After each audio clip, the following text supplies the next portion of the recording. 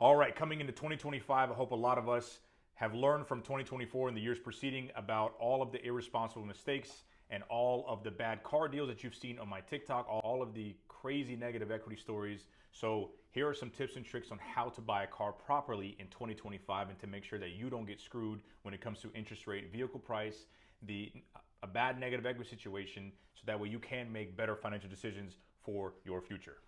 Now, a lot of the stories that have went pretty viral for me have been the negative equity stories and the high payment, high interest stories. So it is really important to understand your credit profile and your financial profile as well before you go into a dealership. If you are in desperate need of a vehicle, please lessen your expectations and try to get a vehicle as cheap as possible, because for every situation, there will always be a solution, especially in the financial market. So if you have bad credit and some weird financial times, I strongly suggest you move away from trying to get a new vehicle, because you will have a high interest rate and high monthly payment, and you will set yourself up for failure because you will have a lot of negative equity when you go to sell that car, and then also you will pay a tremendous amount of money on the front end of the loan. So when you are signing a deal, every dealership will have to give you a truth in lending form, which will explain to you what your monthly payment is, what your interest rate is, how much you are financing, and what you'll pay back. If you want a more in-depth approach, you can go to an auto loan calculator on Google and type in the same exact terms, and it will spit out exactly what you will pay upfront, what you will pay during your loan, and how much you will pay in interest, and what your total cost of the loan is if the truth in lending form is still confusing for you. So I highly suggest going to Google and just putting in an auto loan calculator and using other services and resources to help you break down your loan and really understand how it fits in your life financially. Another big thing is interest rates. Interest rates are still inflated. The average interest rate for a new car is about 7 to 9%, and used cars between 12 to 15%. This is on average. Doesn't matter if you have bad credit, good credit. So you have to shop around your rate, and you have to negotiate your rate at the dealership.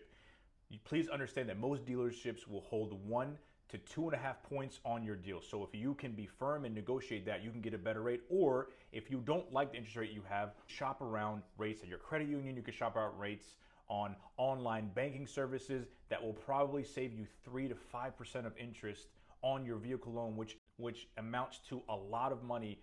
Also, a big factor in every single deal is your credit worthiness. You could have really good credit but get a high interest rate because you don't have comparable history. Also, what you see on your banking app and Credit Karma aren't accurate representations for auto lending, meaning that there are different tiers of score for different financial products. There's a different score for mortgage, there's a different score for credit cards, there's a different score for personal loans, different score for auto loans. So understanding your score will also help you be prepared for what sort of interest rate you will be approved for at the dealership. Now, the most important part of the deal also is the vehicle price. So make sure whatever vehicle you're looking at, whether it be new or used, shop around and use the resources that you have at your fingertips to do a quick Google search, or just punch in a VIN number and some mileage right quick and see what the vehicle is worth, what the vehicle's worth through other databases, and compare it to what the dealership is selling it for. If it's $1,000 or $2,000 above, that's completely normal. But if it's $5,000 or $6,000 above, then you should consider shopping the deal around or going to a different dealership that has a more accurate correlation with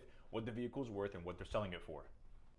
So all in all, in 2025, if you want to get the best deal when buying a vehicle, leasing a vehicle, whether it be new or used, it starts and finishes with you. You have to understand your credit profile, your financial situation. You have to understand what you're getting yourself into. And also you have to do the due diligence and research for the dealership you're buying it from, look up their reviews, and then double check and verify the vehicle value. So hopefully we use all of the mistakes we made in our past to better ourselves, to make better financial decisions, and to help others understand that we can correct the market from our habit change by implementing better habits that help us financially, mentally, physically, and emotionally. So want to get the best deal on a car, new or used, in 2025, make sure you learn from your past, make sure that you take the time to understand what you're getting into, and never ever accept the first deal. Shop around the deal, shop around the interest rate, compare vehicle prices, and make sure that this decision is good for you for the short term, mid term, and long term.